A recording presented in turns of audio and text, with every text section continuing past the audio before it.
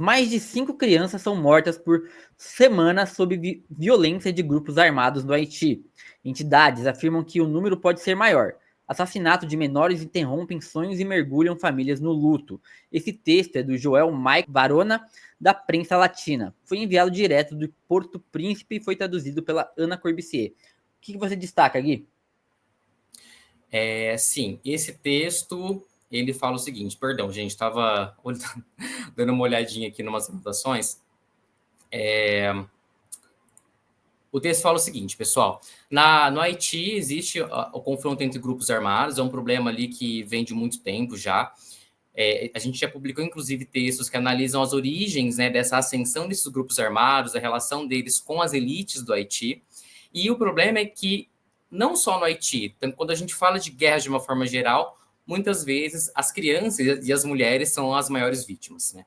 Então, hoje em dia, 85% da capital e de zonas próximas são controladas por esses grupos armados, ok? Então, eles praticam roubos, incêndios, ataques à população civil, isso quando elas não morrem de balas perdidas.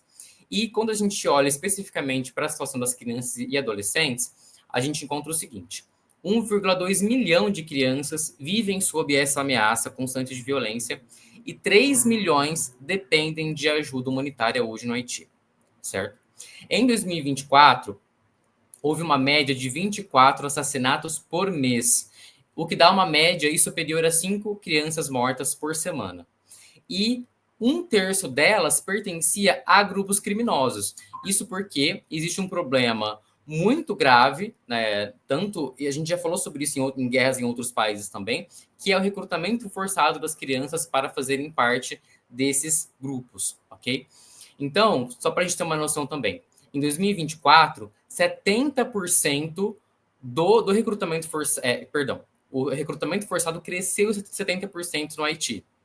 Metade dos grupos armados é composto por menores de idade e alguns chegam a têm pelo menos 8 anos de idade. E essas crianças, elas crescem em meio à violência, o texto inclusive fala que elas, crescendo em meio a essa violência, elas são transformadas em máquinas de matar. E, além dessas crianças que não são aliciadas pelo crime organizado, as crianças que ainda conseguem, enfim, escapar disso, não conseguem ir para a escola, brincar ao ar livre e transitar pelas ruas. Então, esse é o panorama aí que a gente tem no país.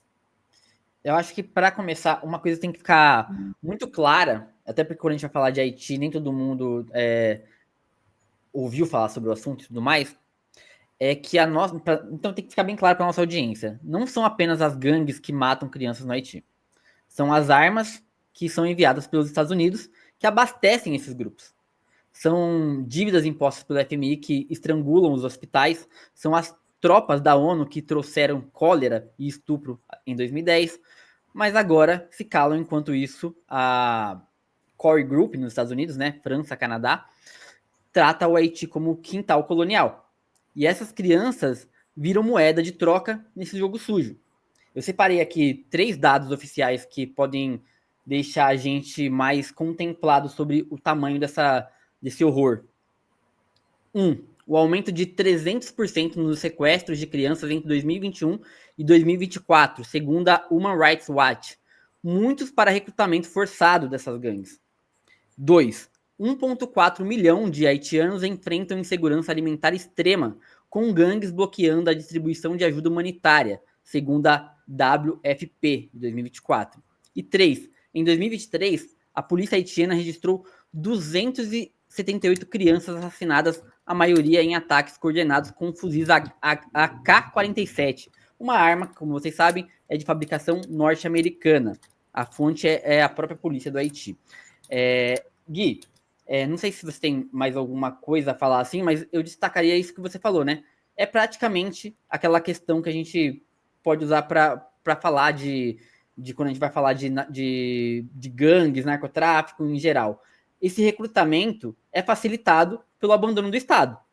Então, uma criança vulnerável, uma família vulnerável, ela basicamente vai cair com muita facilidade na mão dessas pessoas.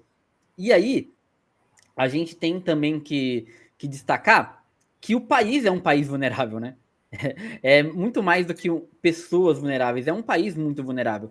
O Haiti tem especificidades muito emblemáticas, e aí eu convido vocês também a dar uma olhada na playlist Haiti Presente. A gente tem um programa que está um pouco em hiato, ele deve voltar aí em meados de abril, mas a gente já tem ali algumas construções legais, porque o apresentador ele reside lá no Haiti há bastante tempo, então ele consegue trazer um panorama bem mais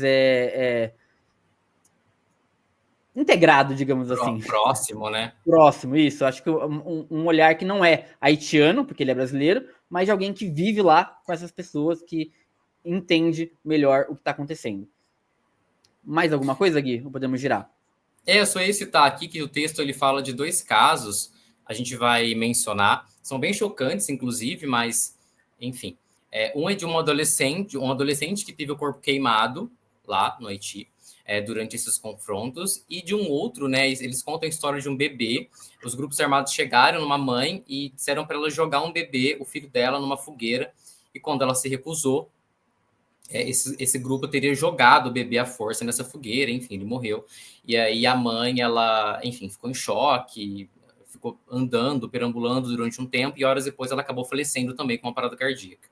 Então, é uma história bem difícil e que mostra como essa violência que atinge essas crianças está causando uma dor muito profunda nessas famílias do Haiti.